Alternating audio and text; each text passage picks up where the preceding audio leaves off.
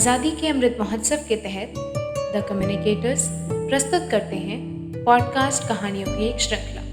अगले 75 दिनों तक हम सुनेंगे 75 स्वतंत्रता सेनानियों की कहानियाँ। आज की कहानी है सावित्रीबाई फुले की, शिवी सिंह की आवाज़ में। सावित्रीबाई का जन्म 3 जनवरी 1831 को महाराष्ट्र के नायगांव जिले में खंदोजी नेवसे पाटिल और लक्ष्मीबाई के घर में हुआ था। वे अपने भाई बहनों में सबसे छोटी थी।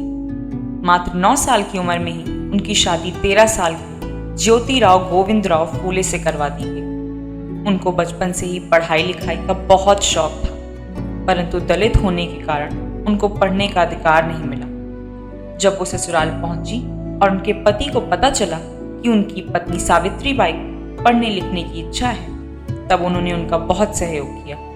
ससुराल वालों के डर से सावित्रीबाई अपने पति को जब खाना देने खेत में जाती थी, तब उनके पति खेत में बैठकर अपनी पत्नी को पढ़ाते थे, परंतु ये बात अधिक दिन तक घर वालों से छुप ना सकी। ज्योतिराव फूले के पिताजी गोविंदराव फूले को जब ये बात ज्ञात हुई, तब उन्होंने इसका विरोध किया तथा उन दोनों को घर से निकाल दिया। घर छोड़ने के बावजूद भी उनका हौसला नहीं टूटा।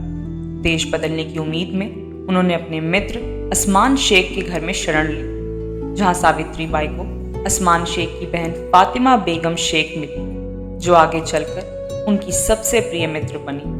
दोनों ने साथ मिलकर अपनी पढ़ाई पूरी की। सावित्रीबाई नहीं चाहती थी कि जैसा उनके साथ हुआ और किसी दूसरी महिला के साथ हो, इसलिए 17 साल की उम्र में ही उन्होंने महिलाओं के लिए स्कूल खोलने का निर्णय लिया।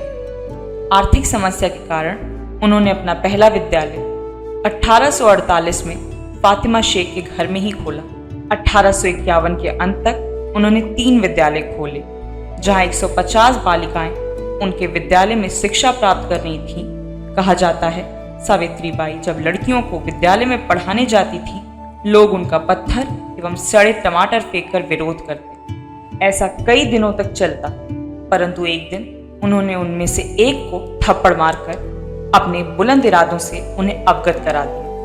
इस घटना के बाद उनके विरोधियों को अच्छा सबक मिला और वो शांत हो गए। सावित्रीबाई ने न सिर्फ महिला शिक्षा अपितु बाल विवाह, छुआछूत, सती प्रथा तथा विधवा विवाह निषेध जैसी कई कुरीतियों को दूर करने का प्रयास किया। उन्होंने स्वयं भी एक विधवा के पुत्र को गोद लेकर उसका भरण पोषण किया, जिसका नाम उन्होंने यशवंत रखा, जो आगे चलकर डॉक्टर बना। 18वीं शताब्दी के अंत में प्लेग नाम की एक बीमारी भारतवर्ष में फैल चुकी थी।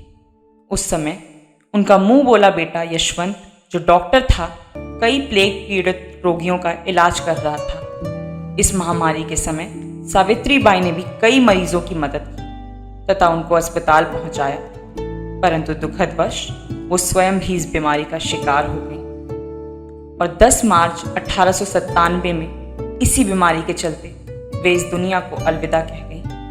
परंतु उनके किए गए कार्यों से वो आज भी हम सभी के लिए प्रेरणा स्रोत हैं।